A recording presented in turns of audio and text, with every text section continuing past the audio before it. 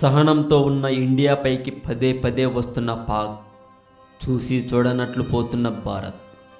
అయినా సరే పాక్ ఆగడాలు మాత్రం ఆగలేదు. ఇక సమయం వృధా చేయటం ఇష్టం లేదు అనుకున్నారు.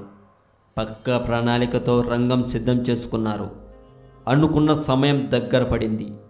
అప్పటికే సమయం అర్ధరాత్రి అయ్యింది. అన్ని ఆయుధాలు సిద్ధం. ఇక మిగిలింది దూసుకెళ్లటమే. దొరికిన టెర్రరిస్టులను దొరికినట్లు మట్టు కరిపించడం ఒక్కటే లక్ష్యం. అనుకున్నట్లుగానే సర్జికల్ ఆపరేషన్స్ మొదలుపెట్టారు. మరి ఆ సర్జికల్ అటాక్లో ఏం జరిగింది? అనుకున్నది సాధించారా?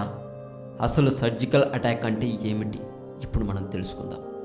అసలు సర్జికల్ అటాక్స్ అంటే ఏమిటని ఆలోచనలో పడ్డారు ఈ మధ్య చాలామంది. సర్జికల్ అటాక్స్ అంటే ముందుగా తెలిసిన సమాచారం ప్రకారం పక్కాగా నిఘా నిర్వహించి అణువణువు జాగ్రత్తగా వ్యవహరించి నిక్కచ్చిగా ఓ లక్షిత ప్రాంతాన్ని ఎంచుకొని పక్కాగా దాడి చేయడం. ఆర్మీ ఎంత మేరకు లక్ష్యంగా ఎంచుకుంటుందో సరిగ్గా అంతే మొత్తంలో ధ్వంసం అవుతుంది. ఇది చాలా తీవ్రంగా ఉంటుంది. ఫలితం చాలా భయంకరంగా కూడా ఉంటుంది. అయితే ఈ దాడి ప్రాంతంలోని నిర్మాణకులకు కానీ, వాహనాలు, భవనాలకు, ఇతర జనావాసాలకు కానీ ఎలాంటి చిన్న నష్టం కూడా సంభవించదు. ఇంకా చెప్పాలంటే ఇటీవల మయన్మార్లో నాగా తీవ్రవాదులను భారత సేనలే ఎదుర్కొన్నాయి. 70 మంది భారత ఆర్మీ కమాండోలు ఆపరేషన్ ప్రారంభించి ఈ సర్జికల్ ఆపరేషన్ ద్వారా 40 నిమిషాల్లో పని పూర్తి చేశారు. ఆ సమయంలో 38 మంది నాగా తీవ్రవాదులు హతమయ్యారు. ఈ దాడిలో ఉపయోగించిన బాంబుల పరిమాణం చిన్నగా ఉన్నప్పటికీ లక్షిత ప్రాంతాన్ని ధ్వంసం చేయగల సామర్థ్యం ఉంటుంది. 2003లో ఇరాక్ యుద్ధం సమయంలో అమెరికా కూడా సర్జికల్ దాడులే చేసింది. అక్కడి ప్రభుత్వ భవనాలు, మిలిటరీ క్యాంపులను ఈ దాడుల ద్వారానే ధ్వంసం చేసింది. ప్రత్యర్థి స్థావరాలను లక్ష్యంగా చేసుకొని చేసే ఎయిర్ అటాక్స్ కూడా ఈ జాబితాలోకి వస్తాయి. అయితే ఈ తరహా దాడులను అమెరికా ఇరాక్పై ప్రయోగించింది. సద్దాం సేనలను అణచివేసేందుకు సర్జికల్ దాడులు చేసింది.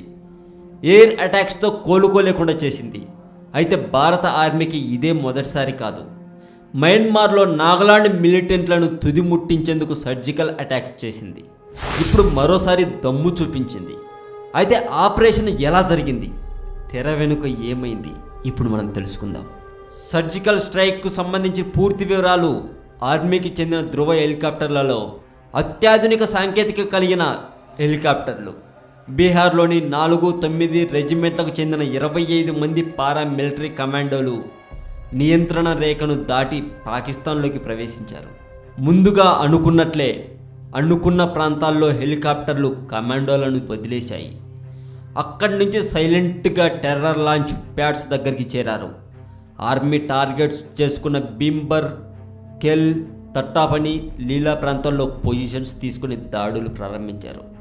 మొత్తం 6 క్యాంపులపై దాడి చేయగా వీటిలో 3 భారతీయ కమాండోలు నేలమట్టం చేశారు.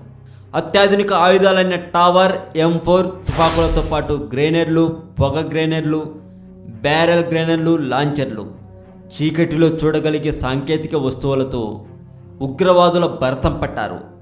కమాండోల తలలకు పెట్టుకున్న హెల్మెట్లలో కెమెరాలు అమర్చారు. ఏం జరుగుతుందో తెలిసేలోపే పొగ గ్రెనేడ్లను విసిరి ఉగ్రవాదులను, టెర్రర్ మూకలను గందరగోళం పడేశారు.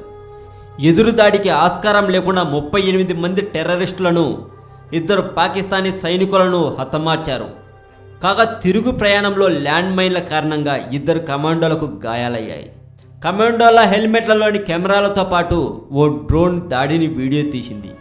ఈ ఆపరేషన్ తర్వాత ఆర్మీ సేఫ్, మన బేస్లో ల్యాండ్ అయిపోయింది. ఒక్కసారిగా పాకిస్తాన్ టెర్రరిస్టులకు చుక్కలు చూపించింది మన ఇండియన్ ఆర్మీ. మీకు ఇంకొక విషయం చెప్పాలి.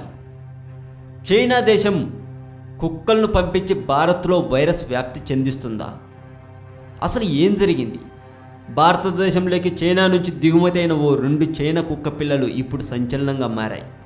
కాంచీపురం జిల్లా శ్రీపెరుంబదూర్లో ఓ మొబైల్ ఫోన్ సంస్థ ఉంది. ఈ సంస్థకు అవసరమైన ఎలక్ట్రానిక్ వస్తువులను తరచుగా చైనా నుంచి దిగుమతి అవుతుంటాయి.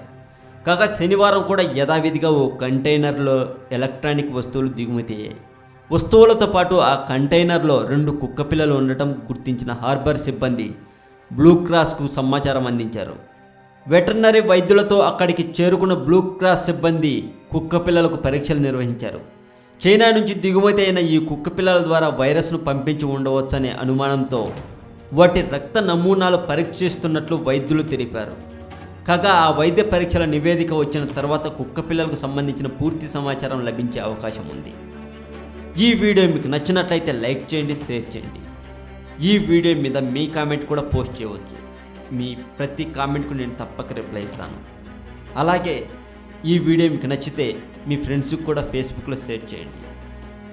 మీకు ఏదైనా టాపిక్ గురించి తెలుసుకోవాలని ఉంటే ఆ టాపిక్ నేమ్ కామెంట్ రూపంలో చెప్పండి. పూర్తి వివరాలతో మీకోసం మేము పబ్లిష్ చేస్తాం. మరి ఇలాంటి సమాచారం మరింత తెలుసుకోవడం కోసం సబ్స్క్రైబ్ చేయండి తెలుగు మోజో. అలాగే సినిమా న్యూస్ కోసం మా ఇంకొక ఛానల్ టాలీవుడ్ సెంట్రల్ ఛానల్ని కూడా సబ్స్క్రైబ్ చేయండి. డిగ్రీ అయిపోయాక ఐన్స్టీన్కు ఉద్యోగం వెతికి పెట్టాలని తన తండ్రి హెర్మన్ చాలా ప్రయత్నించాడు. తన మీద తనకే నమ్మకం లేని ఐన్స్టీన్ కూడా ఇన్సూరెన్స్ ఏజెంట్ లాంటి మామూలు ఉద్యోగం చాలు అనుకున్నాడు.